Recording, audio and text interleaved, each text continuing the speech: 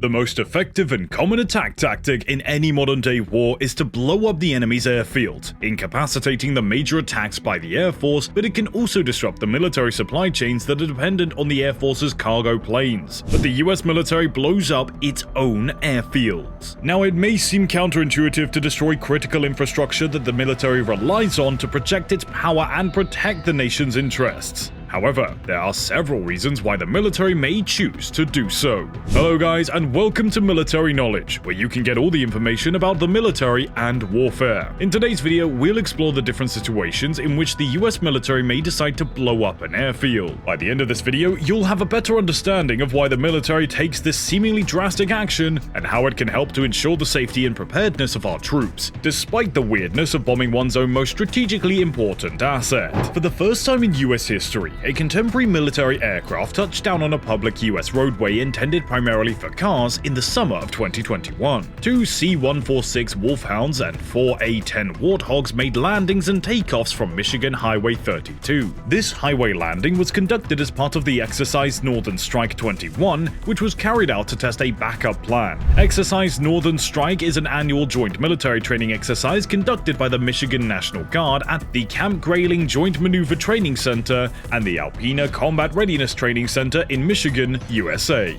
Aircraft are everything for a country in a war. Not only in the attack mode aspect, but also in the military supply chain, which is dependent on the Air Force's huge cargo planes that can airdrop almost anything, including supplies and Humvees, to deliver helicopters anywhere in the world. Naturally, losing the ability to fly has a significant psychological impact too. Because of this, these highway landings were carried out for the first time in the country, albeit it wasn't the first time that the roads have been used as a backup runway. NATO staged a military exercise known as Highway 84 during the Cold War, turning a portion of the Autobahn in Germany into an airstrip because of concern that the Soviet Union may bomb and destroy existing air bases in Europe. The goal was to quickly transform predetermined road segments into usable strips. A temporary air control tower was set up to manage the takeoff and landings of 370 different aircraft, from smaller fighter planes to huge loaded cargo flights.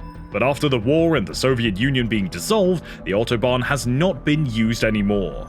But we are seeing the highway landings in recent times too, especially in Ukraine. Roadside takeoffs and landings have been seen in Ukraine for Ukrainian aircrafts. It's a fortunate coincidence that Ukraine improved and constructed more than 8,700 miles of roads under the Large Construction National Program in the 2 years before the Russian invasion in 2022. In the case of a bombarded airfield, sending out the construction crew is not what is done.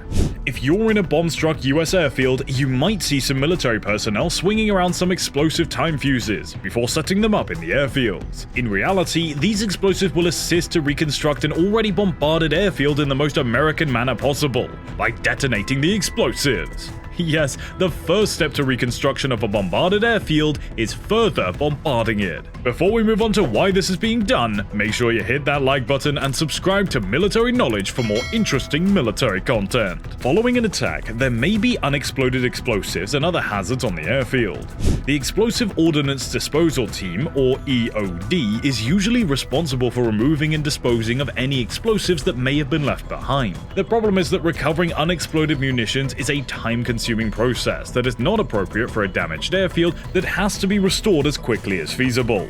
And one must say, these men have a unique knack for making their issues vanish. Rapid Explosive Hazard Mitigation, or REHM, comes up with the solution. The first stage for REHM is to immediately remove huge swaths of debris. This is accomplished with the assistance of big machinery. Industrial equipment platforms are paired with the EOD attachments to accomplish this. Though these machines are funny looking, they have massive potential. The machinery includes a machine attached with some kind of brush that sweeps the path.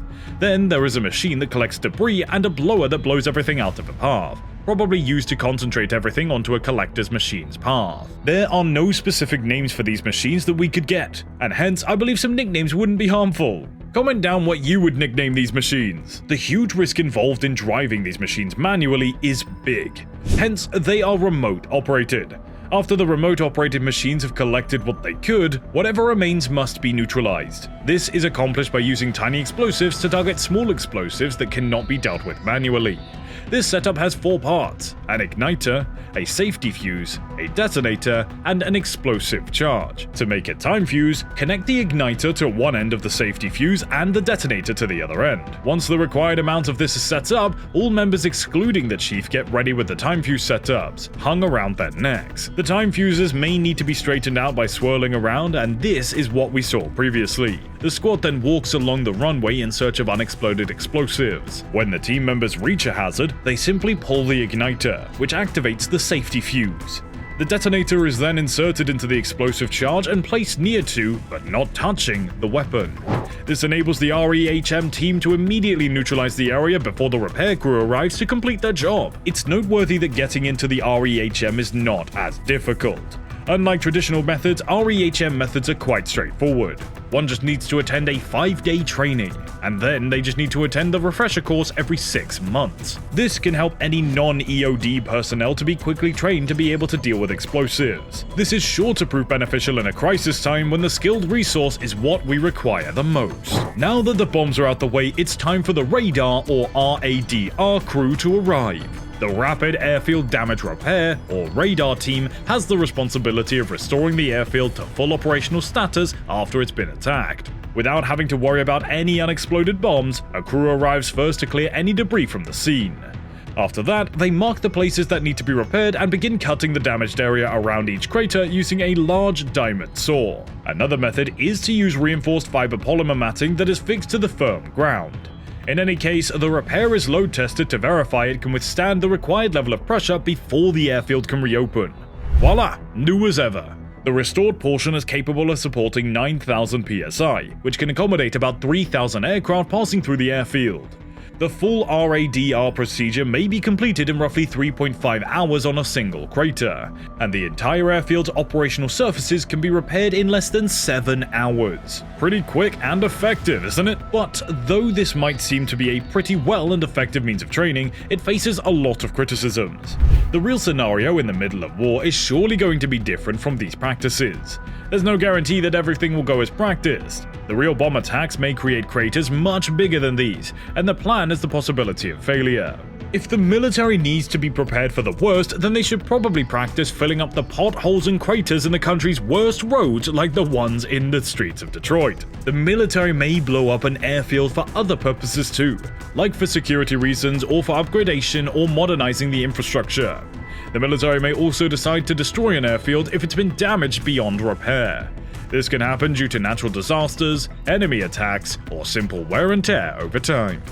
In these cases, the military may decide that it's not worth repairing the airfield and instead choose to destroy it and build anew. With that, we've come to the end of today's video. Do you guys think that this is an effective training method? Comment down your thoughts down below.